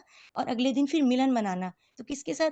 आपस में आजकल गले लगते हैं लोग स्थूल रूप में, होली मनाना, कलर वो आजकल केमिकल वाले डालना आदि, वो नहीं। इसका आध्यात्मिक अर्थ ये है, परमात्मा की याद का मंगल मिलन मनाना। उसकी यादगार में ही वास्तव में होली मनाई जाती है। और जलाना, जैसे बताया, पुरानी स्मृतियां, तो कैसे जलेंगी वो? योग अग्नि के द्वारा। हम उनकी याद के द्वारा, उस याद से हम आत्माओं में जो ताकत आएगी, जो बल मिलेगा, उससे वो पुराने संस्कारों को हम चेंज कर सकते हैं। जलाना माना परिवर्तन करना अपने अंदर। तो वो जो विकारों की, लकड़ियों की होली को जलाने की बात है वास्तव में। लेकिन आजकल कैसे मनाते हैं? बड़े रूप में वो जलाना, और फिर अगले दिन कलर से होली खेलना, स्थूल रंगों के कारण, स्थूल रंगों से। तो ऐसे रंग में जब हम रंग जाएंगी आत्माएं, तो अलौकिकता, हमारा अलौकिक रंग की बात है। ऐसा रंग लगेगा परमात्मा की याद का, परमात्मा के संग का, जो फिर कहते हैं मिटाए ना मिटे, मतलब ऐसा रंग लगेगा और हमें अतीन्द्रिय सुख, जो आत्माएं आज सभी दुखी हैं, सब परेशान हैं, तो जब उस सुख का अनुभव करेंगी, अविनाशी खुशी में झूमेंगे। तो झूमते हैं आजकल, वो कुछ कुछ पीते हैं भांग आदि और फिर झूमते रहते हैं, गीत चलाते हैं, वो सब स्थूल रूप में करते हैं। लेकिन हम परमात्मा की याद के रंग, संग के रंग में जब हम उसको पहचान करके याद करती हैं, तो अविनाशी रंग जो चढ़ता है वो दिखाई नहीं देता, लेकिन हर आत्मा अंदर से महसूस करती है। फिर बताते हैं, पौराणिक कथा हमने पढ़ी भगवान के अवतरण की इस सृष्टि पर, कि पौराणिक कथाओं में दिखाते हैं हिरण्यकश्यप एक राक्षस थे, उन्होंने स्वयं को भगवान घोषित करके रखा था और वही सबको दंड विधान आदि देते थे। तो कहते हैं कि भगवान, उनको बहुत अहंकार भी था। उनकी फिर एक बहन थी, ऐसे कहानी में बताते हैं कि होलिका जो थी प्रहलाद को गोद में लेकर बैठ जाती, उनको वरदान था वो जलेंगी नहीं, लेकिन अहंकार, भगवान भी कहते हैं अहंकारी की तो कोई माफी नहीं है। तो उस राक्षस राक्षस को भी वरदान था कि वो अपनी इच्छा अनुसार मर सकते हैं, या वो मानव या पशु, नरसिंह के अवतार, या बाहर ना अंदर, ऐसे करके एक कहानी बताती है उनका वध के इस तरीके से। तो परमात्मा इस सृष्टि पर जब आते हैं 5000 वर्ष के चतुर्युगी के अंत में, तो सभी मनुष्य आत्माएं जब पतित बन गई, तमो प्रधान बन गई, तो स्वयं आकर इस पापी कलयुगी दुनिया का विनाश कर और सतयुगी स्वर्णिम युग की रचना करते हैं। तो ऐसे समय में जब वो आते हैं, तो उसी की यादगार में वो कहानी, वो कथा हम सुनते हैं जो बनी हुई है, वास्तव में यादगार इस समय की है। ये 5 विकारों रूपी जो राक्षस सबके अंदर है, कम या ज्यादा, तो स्वयं को भगवान मानकर, ईश्वर को सर्वव्यापी कहकर, आपके अंदर भगवान, मेरे अंदर भगवान, तो हम सब आत्माएं जड़ जड़ीभूत हो गई, सब हिरण्यकश्यप बन गई। तो हम ईश्वर से दूर हो गए, उस परमात्मा से दूर हो गए। और जितने धर्म पिता आए, आज तक गुरु आए, उन सब ने भी यही सिखाया, भगवान सर्वव्यापी है, सबके अंदर है। तो हम सभी उसी मतों के अनुसार चलते रहे, तो धर्म भी अधर्म बन गया। तो नरसिंह अवतार वास्तव में विकारों के प्रति उस रौद्र रूप को धारण करने का प्रतीक है। शास्त्रों में दिखाया गया है, महादेव शंकर ने कामदेव को भस्म किया। तो सभी विकारों में सबसे बड़ा विकार कौन सा है? काम विकारी है वास्तव में। तो परमात्मा साधारण मनुष्य तन में आकर प्रवेश करके, जिसके लिए गीता में श्लोक है, 11वें अध्याय के 54 नंबर श्लोक में बताया, भक्त्या तो अनन्या शक्यम ए विधि अर्जुना ज्ञातुम दृष्टुम च तत्वेन प्रवेशतुम च परंतप, कि वे प्रवेश करने योग्य वो साधारण मनुष्य तन में आते हैं और साधारण मनुष्य तन का आधार लेते हैं, जिसके लिए बताया मानुषी तनुमाश्रितम, गीता में बताया। तो साधारण मनुष्य तन का आधार लेते हैं और वो आकर निराकार शिव साकार मनुष्य तन में, मनुष्य सृष्टि का जो पिता है, बीज है, उसमें प्रवेश करके हम मनुष्य आत्माओं को इन 5 विकारों रूपी जो राक्षस है, इससे बचाने के लिए, इससे हमारी रक्षा करने के लिए हम सबके अंदर जो बैठ गया, और जो सर्वव्यापी का ज्ञान, जिससे सभी मनुष्य आत्माएं दुखी रोगी बन गई, पतित बन गई, और उसीलिए उनको होली बनाने के लिए, मतलब पवित्र बनाने के लिए परमात्मा को इस सृष्टि पर आना पड़ता है। और वर्तमान पुरुषोत्तम संगम युग पर वो आए हुए हैं। सभी आत्माएं इस ज्ञान को, आध्यात्मिक ज्ञान को सुनकर अपने जीवन में धारण करके परमात्म संग के रंग में सच्ची होली मना सकती हैं। तो ये सभी आत्माओं के लिए खुला अवसर है। स्वयं भगवान आकर ये संदेश हमको दे रहे हैं, आध्यात्मिक रहस्य बता रहे हैं होली का, कि हम उनको जाने, पहचाने। और हम सब आत्माएं आज तक गाती हैं, पतित पावन आओ, आकर के हमको पावन बनाओ। तो पति तो हम सब बन गई, तो पावन एक दूसरे के संग के रंग से, गले लगाने से नहीं बनेंगी। जब परमात्मा पिता को याद करेंगी, पहचान करके, तो ज्ञान का रंग, सच्चा रंग और प्रेम का रंग, उसकी गुणों का रंग हमारी आत्माओं पर जो लगेगा, सच्चा रंग, उसी से हम आत्माएं होली बनेंगी वास्तव में। तो विकारों को भस्म करना सीख जाएंगी मना, याद से, योग अग्नि से हमारे अंदर के जो विकार हैं, 5 विकार, वो भस्म हो जाएंगे। तो उसी की यादगार में होली मनाई जाती है, एक दूसरे को कलर लगाते हैं और होलिका जलाते हैं। तो आप सब आध्यात्मिक विद्यालय में आइए और इस होली के रंगों का जो असली अर्थ है उसको समझिए, और उस परमात्मा पिता को पहचानिए, और उसको पहचान करके उसके संग के रंग की जो होली है, वास्तव होली, उसको मनाइए और इसका लाभ उठाइए। ओम शांति। ठीक है दीदी, हाँ कुछ जी, रह गया तो नहीं दो ठीक तीन जो मुझे समझ में आए वो मैंने बताए, क्योंकि श्लोक रेडी नहीं किया था। 4783 बालेश्वर। ठीक। हेलो। हाँ जी, हाँ जी, हाँ जी, बताइए। होली के टॉपिक पर तो नहीं बनाया, लेकिन होली के टॉपिक के आधार पर आज का जो क्षेत्र को थोड़ा क्लियर करता हूँ। हमारा ईश्वरीय ज्ञान में बहुत बड़ा स्लोगन है, बी होली बी योगी। ये बात हम बेसिक ब्राह्मण परिवार से अब तक सुनते आ रहे हैं। योगी बनो, पवित्र बनो। बी होली किसका होना है ना, जो एवर प्योर है, कभी भी इनप्योर नहीं बनता। तो वो पतित दुनिया में, पतित तन में आता है, लेकिन वो सबको अपना रंग चढ़ा देता है। वो किसी की रंग में रंगायित नहीं होता। जो अचिंत्य रूप है, आदित्य वर्ण है, अति सूक्ष्म है, सफेद रूप में दिखाया गया जाता है। सफेद में ही सारे रंग समाया होता है, और पवित्रता में ही सर्वगुण समाया होता है, और हीरा में ही सारे गुणों का खजाना भरा हुआ है। तो जो ज्ञान युग का अखुट भंडार है, सदाशिव है, सुप्रीम सोल है, वो पहले ही सृष्टि को, माने सृष्टि नाटक का जो हीरो पारदारी है, वो हीरा है, उसको सर्वगुणों में भर देता है। तो भक्ति मार्ग में जो जलाना, मनाना, मंगल मिलन बनाना, वो माता जी तो बहुत बढ़िया तरीके से बताए, लेकिन इसकी शुल्क के आधार पर बताता हूँ। क्षेत्र क्षेत्रज्ञ जो सारे प्राणी मात्र का ईश्वर है, कर्ता कर्ता भाग्य विधाता है, वो मूल रूप में निराकार अचिंत्य रूप है, लेकिन साकार सृष्टि पर उसका स्मृति, यादगार, गायन, पूजन, विधि व्यवस्था अभी भी कायम है। अपितु वो निराकार जिस साकार रथ शरीर में कार्य करता है, वही प्रैक्टिकल चित्र चरित्र को दर्शाता है। आदि से अंत तक वो सत्य सृष्टि पर कायम है, जिसे कालों का काल महाकाल बताया गया है, जिसको कोई काल खा नहीं सकता, जिसे गीता में बताया शरीर रूपी क्षेत्र, जिसका जानकार रखने वाला क्षेत्रज्ञ स्वयं शिव सुप्रीम सोल है। क्योंकि निराकार बिना पाठ कैसे बजा सकता है? जिस निराकार सृष्टि रंगमंच पर मैंने जितने भी आत्मा हैं, वो सब तो निराकार है, लेकिन सबको अपना साकार रथ चाहिए, और वो टाइम टू टाइम हर मनुष्य आत्मा माने दूसरे तीसरा चौथा वस्त्र धारण करते हैं, परंतु एक आत्मा जिसका नाम 33 करोड़ देवात्माओं के साथ, माने देव आत्माओं में किसी के साथ नहीं जोड़ा जाता है, इसलिए महादेव शंकर के साथ जोड़ा जाता है, और उनको महाशिवरात्रि और शिव जयंती के रूप में मनाया जाता है।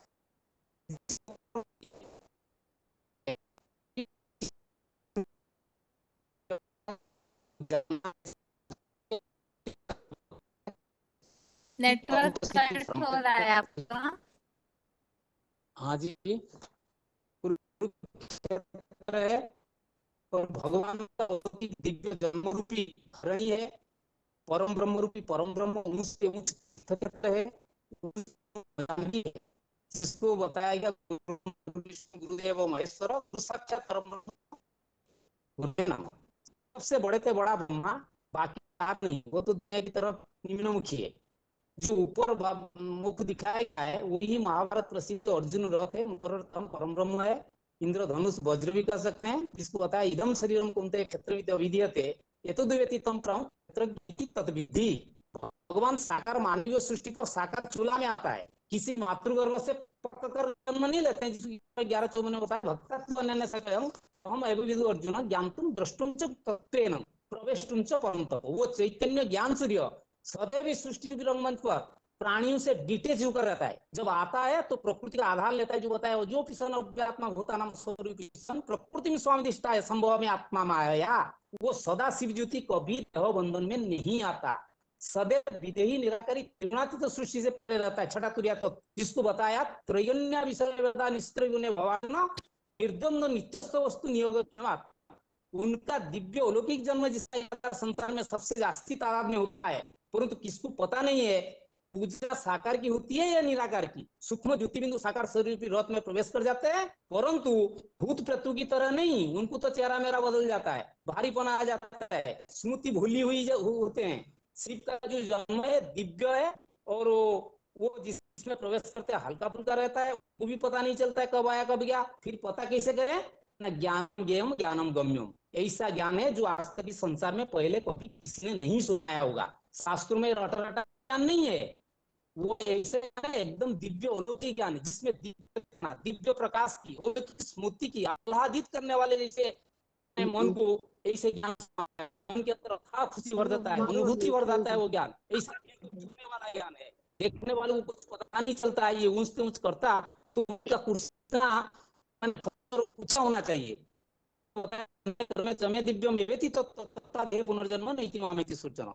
और क्षेत्रज्ञ तो माम विद्धि सर्व क्षेत्र क्षेत्र क्षेत्रम गेयो ज्ञानम ज्ञानम मते मम। माने इससे दिव्य जन्म अर्थात कोई दही की जन्म नहीं है, संसार के सामने प्रत्यक्ष होना, बिंदु बिंदु आत्मा सब जैसा है। तो जब सुप्रीम सोल करेंगे पाठ हो जाएगा ना, जो पाठ कोई मनुष्य आत्मा बता नहीं सकता। आत्मा किसी शरीर बिगड़ बोल नहीं सकती, सुप्रीम से बिगड़ शरीर से ज्ञान कैसे सुनाएगा? शरीर धारण नहीं करेगा तो फिर मामेकम शरणं व्रज जो सबसे बड़ा महामंत्र है वो कैसे फिर प्रूव होगा? बिना शरीर से एक बिंदु को पहचान की बात नहीं है। फिर निराकार कैसे कर्म करेगा और कराएगा? तो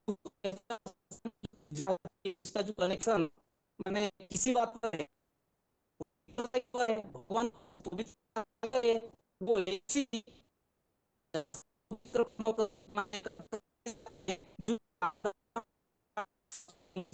बनाने वाला मनुष्य आपका नेटवर्क माने ना बहुत दिन। ज्यादा ही कट हो रहा है। अच्छा, आवाज नहीं आ रहा? शब्द समझ में नहीं आ रहे हैं आप क्या बता रहे हैं। अच्छा, तो फिर क्या रोक दूं? हेलो, हाँ हाँ जी, या तो कहीं ऐसी जगह खड़े रहिए जो आप समझ में। खुला हुआ है, खुला है, अभी आया? हेलो, हाँ जी, वो एक शब्द सिर्फ आ रहा है? स्पष्ट आता है, बाकी सारा वाक्य अधूरा है। हाँ बताइए। अच्छा, जो धर्म थोड़ा अधर्म की शॉर्ट माने में अंतर में टॉपिक बताते। करने से अच्छा रहता है, ताकि बहुत हाथ उठे हुए हैं ना। चलिए ठीक है, मैं अभी रुकता हूँ और किसको पूछ लीजिए, बाद में फिर करेंगे। ठीक, ठीक। आगे अगला फोन अनम्यूट है। रोल नंबर बताइए। हेलो दीदी, 2365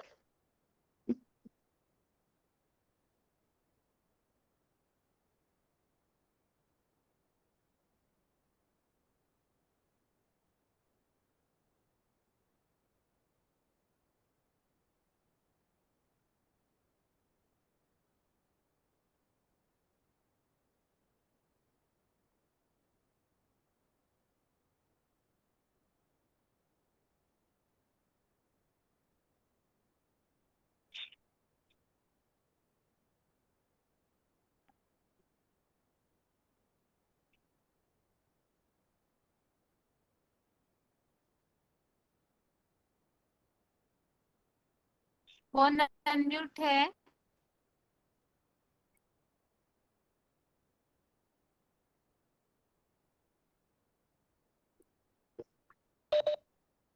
ओम शांति। हाँ जी, होली होली के लिए हम बताएंगे कि होली का अर्थ है जो बीत चुका सो बिंदी। तो यह ज्ञान के आधार से हम भगवान का परिचय आपको सुनाते हैं। भगवान ने गीता में वायदा किया है 4 अध्याय में कि मैं जब जब अधर्म होगा तब मैं आऊंगा साधु संतों की रक्षा के लिए। तो भगवान वही वायदा अपना निभा रहे हैं। और वो निराकार भगवान हम बच्चों से साकार से बात कैसे करेंगे, तो प्रवेश करके कार्य करते हैं।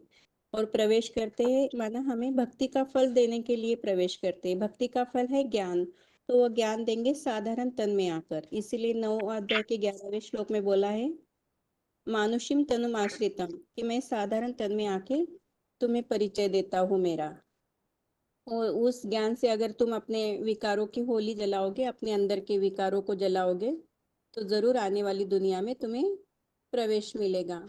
तो इसलिए भगवान जैसे कहते हैं ना, यह सारी दुनिया जलने वाली है, तो गीता के 11वें अध्याय के 27 श्लोक में भी बताया है दृष्टा करालानी भयानकानी। यहाँ भगवान हम होली में क्या डालते हैं, जो गोबर के थेपले हैं वह डालते हैं। माना भगवान कहते हैं तुम अपने देहभान को जला दो, तुम यह शरीर नश्वर है, यह शरीर सारे शरीर से गंध निकलता है, इसे जला दो। और मैं जो साधारण तन में प्रवेश करता हूँ, ऐसे प्रवेशनीय शिव शंकर भोलेनाथ में तुम अपने स्नेह में बन जाओ। ऐसे स्नेह रूपी धागों में तुम अपने आप को पिरोगे, तो जरूर तुम्हारा सच्ची होली मनानी होगी। तो शरीर तो जलता नहीं है, आत्मा आत्मा तो जलती नहीं है, शरीर जल जाता है। इसीलिए हमने गीता में भी देखा है, नैनं छिदन्ति शस्त्राणि, माना कोई भी तत्व आत्मा को जला नहीं सकते, शरीर को जला देते हैं। तो इससे यह सिद्ध होता है कि आत्मा जलती नहीं, आत्मी स्थिति में हम परमात्मा की याद में रहेंगे। तो यह जैसे आज सारे जगत गुरु शिवोहम बन के बैठे हैं और कहते हैं कि हमें कोई ज्ञान में हरा नहीं सकता है, माना हमें कोई मार नहीं सकता है, तो हम भगवान उसे ज्ञान शस्त्र ऐसे नर अवतार में, माना साधारण तन में भगवान प्रवेश करते हैं और सिंह की तरह गर्जना करके उन्हें ज्ञान शस्त्रों से, जो उन्होंने भगवान सर्वव्यापी कह के ग्लानि फैलाई, उसे भगवान एक व्यापी कहकर सिद्ध करके फिर भगवान उन्हें बताते हैं कि इन ज्ञान शस्त्र से, इन नाखून से मैं माना मार सकते हैं उन ज्ञान से। तो ऐसे जो होलिका बताई है, जो हिरण्यकश्यप की बहन है, प्रहलाद को गोद में लेकर बैठ गई, लेकिन बाबा कहते हैं ऐसे तुम अगर अपने काम क्रोध मोह लोभ मोह अहंकार को जलाने हैं तो तुम प्रहलाद रूपी, जो मैं निमित्त बन दलाल रूप में यह शरीर मिला है मुझे, उस तन में मुझे याद करोगे तो तुम अपने आप को बचा सकोगे, क्योंकि अभी महाविनाश होने वाला है। क्योंकि कहते हैं ना, जाको राचे साइया मार सके ना कोई, बाल भी बाका होए ना, जब जगी वैरी हो तो सारी दुनिया चाहे विनाश में जाएगी, लेकिन तुम बच्चे अपने शरीर सहित बच जाओगे, क्योंकि आने वाली दुनिया में परिवर्तन में तुम्हें ही फिर से सतयुग निर्माण के लिए निमित्त मैं बनाऊंगा, ऐसे मेरे रंग में तुम्हें रंग जाना है। तो भगवान आके हमें यह अपना परमात्मा स्नेह का रंग लगा रहे हैं, वह साकार के द्वारा ही हो सकता है। अच्छा दीदी। ठीक है माता जी। आगे अगला फोन अनम्यूट है, रोल नंबर बताइए। डायल नंबर से कोई जुड़े हैं, फोन अनम्यूट है। आगे अगला फोन अनम्यूट है।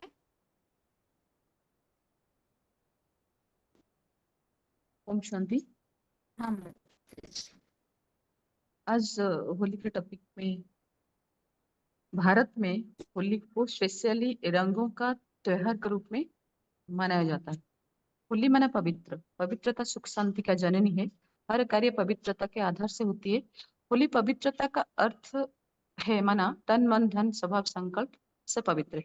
कलयुग के अंत में सारे ही पतित अर्थात अपवित्र बन जाते हैं, विकारी बन जाते हैं, सबके लिए दुखदायी बन जाते हैं, क्योंकि सभी अपवित्र बन जाते हैं, क्योंकि पवित्र भगवान को एवर प्योर को भूल जाते हैं। इच्छा द्वेष से बंधा हुआ मनुष्य प्रकृति के सत्रस्तम गुण से प्रसारित होते होते द्वापर से आए काम क्रोध से वशवर्ती हुआ एकदम नीचे गिर जाता है, जिसके लिए गीता में आया है कामयश क्रोधेश रजोगुण समद्भव। तो ये काम क्रोध लोभ मोह अहंकार रूपी अज्ञान अंधकार जब माया रावण द्वारा फैल जाता है, उससे रावण राज्य कहा जाता है, तो सभी पापी बन जाते हैं। तो ये जो विकारों से मुक्त होना माना होली मनाना। तो इन विकारों से मुक्ति देने के लिए हमें क्या करना चाहिए? तो हमें क्या करना चाहिए? ज्ञान स्नान करना जरूरी है, क्योंकि ये विकार और पाप तो ज्ञान से ही धो सकते हैं। इसलिए गीता में आया है ज्ञान निर्धृत कर्मश, ये भी आया है वितराग भय क्रोधा मन्मय में उपस्थिता बह बह ज्ञान तपस्या पूता मद्भावम आगता। ज्ञान की तपस्या से पवित्र बन के हम भगवान को पा सकते हैं, क्योंकि ये भी गीता में आया है नहीं ज्ञान है न सदृशं पवित्रम यह विद्यते। तो ये ज्ञान कहाँ से आएगा? भगवान से ही ज्ञान आएगा, क्योंकि ज्ञानदाता तो भगवान को कहा जाता है। जो ज्ञान सागर है, जो एवर प्योर है, सारे ज्ञान उनमें भरा हुआ है। अनेक संग के रंग से हम अपवित्र बन गए हैं। तो अभी क्या करना है?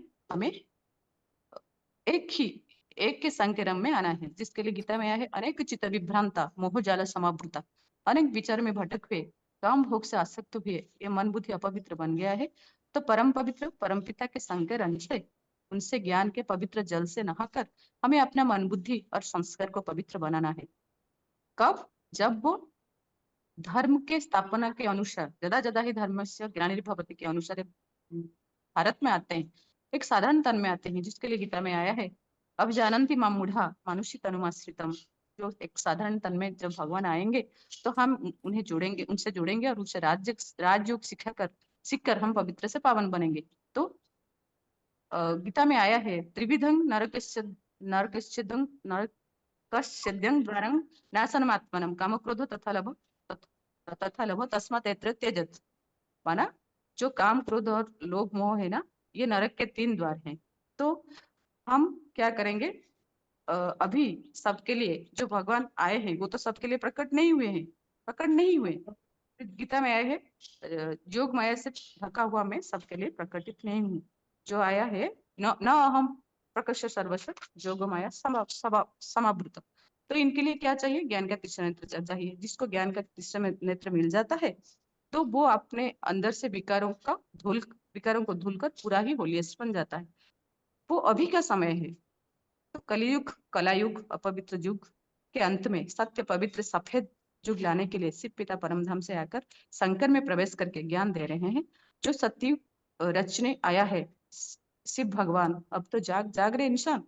तो जो देह अहंकार की लकड़ी, तो हमें भगवान से जोगाग्नि जलाकर ये जो होलिका जलाने की परंपरा है, ये वास्तव में जो हमारे अंदर जो देह अहंकार है उससे हम भगवान से जोगाग्नि से जब लगाएंगे जोगाग्नि तो वो देह अहंकार जल जाएगा। तो हमें क्या, हमें प्रहलाद माना आह्लाद मिल जाएगा, फिर कल का आनंद मिल जाएगा। तो हम क्या करेंगे, जरा मरण जो मोक्ष है ना, उससे हम मुक्त हो जाएंगे। तो भगवान आया है तो क्या करने के लिए, हमारा जो शरीर रूपी कपड़ा और आत्मा उस सबको धोकर सफेद बनाने के लिए।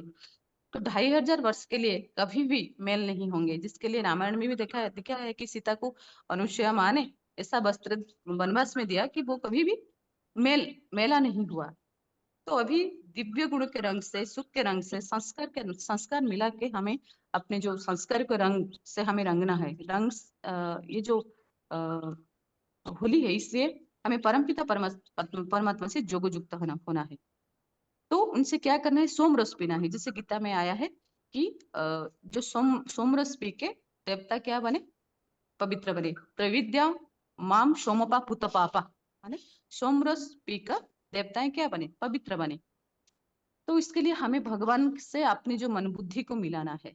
गीता में आया है एवं बुद्ध परम बुद्ध संस्तभ्यात्मनात्मना जय शत्रु महाबाहु काम रूपेण दुरासदम। जो काम क्रोध लोभ मोह अहंकार ये जो हमारा शत्रु है, उसे हमें भगवान से बुद्धि जोग लगाकर क्या करना है, उसे ही मार डालना है। तो जो शिव भोलेनाथ अभी सृष्टि रंगमंच पर मौजूद है, पतितों को पावन बना रहे हैं, दिव्य कर्तव्य जो कर रहे हैं, वही गति भरता प्रभु साक्षी निवास शरण सुहृत है। वही सबका आश्रय बनाने, वही सबका ही आश्रय है। वही बलवानों की बल है, वही निर्विकारी बनाने वाले कामना सिखा रहे हैं। जैसे गीता में आया है बलं बलवताहम काम राग विवर्जितम धर्म विरुद्ध भूतेषु कालोस्मि भरतर्षभ। तो वो जो धर्म विरुद्ध भूतेषु कालोस्मि, ये जो काम राग विवर्जितम, कैसे हम निर्विकारी बनना है, वो कौशल वो सिखा रहे हैं। तो उनसे जोड़कर हमें निर्विकारी बनना है, क्योंकि वही है शोधा है, वही शोधा माना अमृत है। शोधा हम औषधि, वही औषधि है, वही शोधा है। तो आध्यात्मिक ईश्वरीय विश्वविद्यालय से इसके लिए हमें जुड़ना पड़ेगा, जहाँ स्वयं परमपिता परमात्मा आके गुप्त रूप से राजयोग सिखा रहे हैं और पढ़ाई पढ़ा रहे हैं। तो अभी का समय है। तो सभी पुराने धारणाओं को फुल स्टॉप देकर हमें क्या करना है, होली बनने के लिए भगवान बोल रहे हैं कि सर्वधर्मान परित्यज्य मामेकम शरणम व्रज। सभी धारणाओं को, पुराने धारणाओं को हमें फुल स्टॉप देना है और एक भगवान से जुड़ जाना है। और उसके लिए उनको यथार्थ रूप में हमें जानना है, उनको पहचानना है, वो कौन है, किस रूप में कहाँ आया है। तो जिसके लिए गीता में आया है अजंग जोमम अजंग अनादिम च व्यक्ति लोकम महर्षणम सर्व पापम असमूढ़ समर्थेषु सर्व पाप प्रमुच्यते।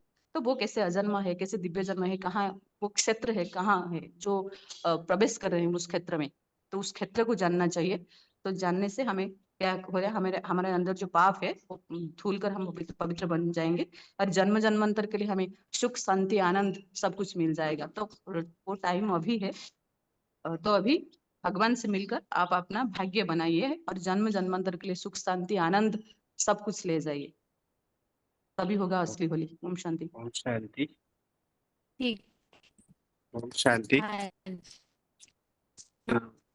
होली के बारे में तो पांचवा अध्याय में एक श्लोक है, काम क्रोध वियुक्तानां यदि नाम यतचेतसाम अभितो ब्रह्म निर्वाणम वर्तते विधियनात्मनाम।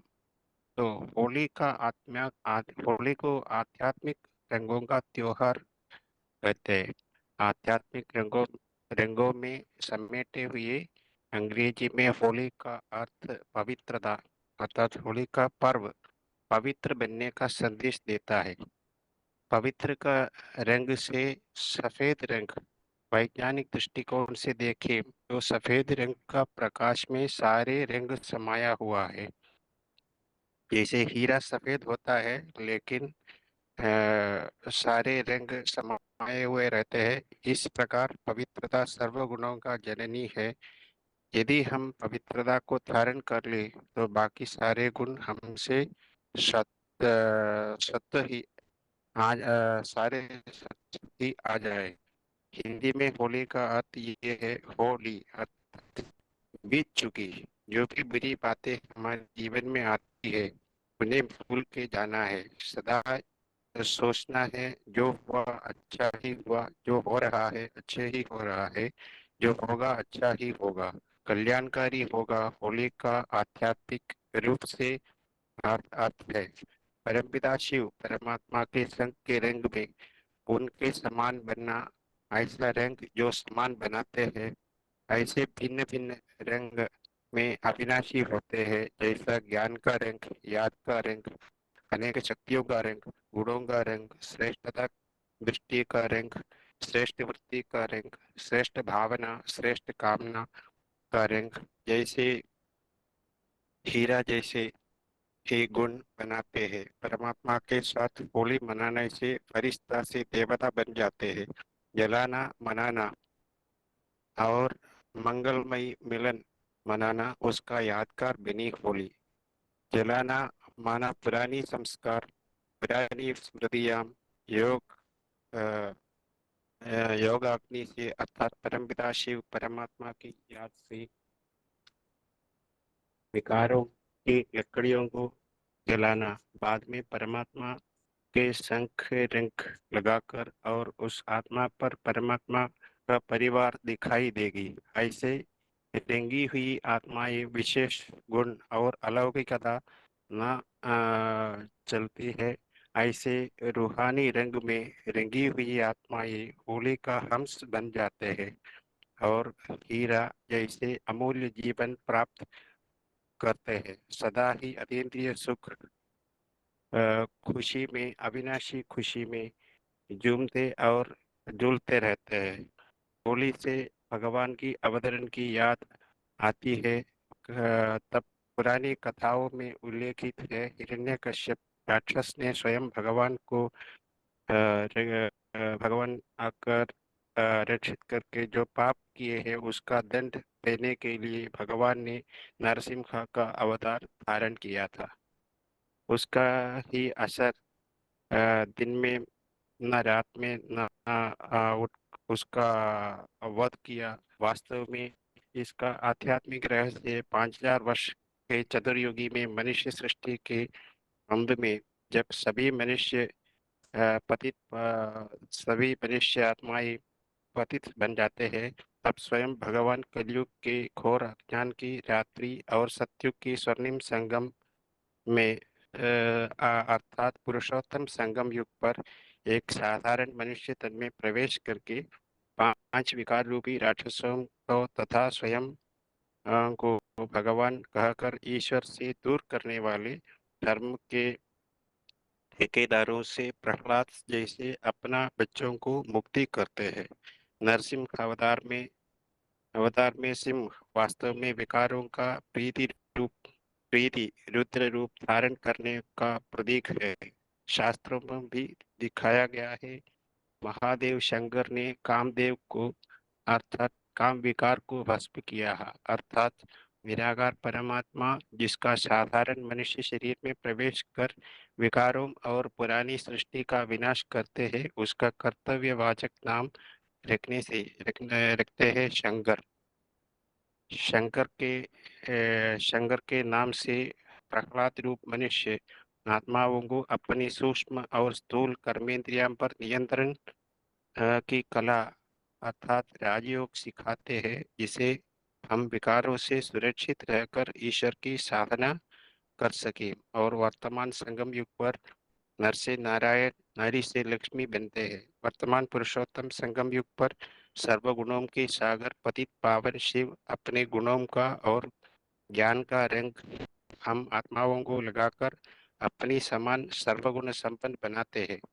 राधा विकारों को तथा विकारों को भस्म करके करवाते हैं। इसी यादगार में हम एक दूसरे को रंग लगाते हैं और होली जलाते हैं। तो आइए होली का रहस्य को समझकर सच्चे होली मनाइए और शांति, परम शांति को पावे। ओम शांति। ठीक है, अभी आज के लिए गीता क्लास यहाँ ही पूरा करते हैं कि जो एक व्यक्ति का टॉप केवल अगले और उस कल में परमपिता इस तरह से शिव शंकर कार्य करते के लिए जो प्रैक्टिकल पहचानी है तो वो टॉपिक हो जाएगा। इसीलिए अभी तक जो भी सर्वव्यापी नहीं है और एक व्यापी है, इसके जो भी प्रूफ समझे हैं उसे जरूर रेडी करके रखिए। अभी आज के लिए क्लास यहाँ ही पूरा करते हैं। ओम शांति।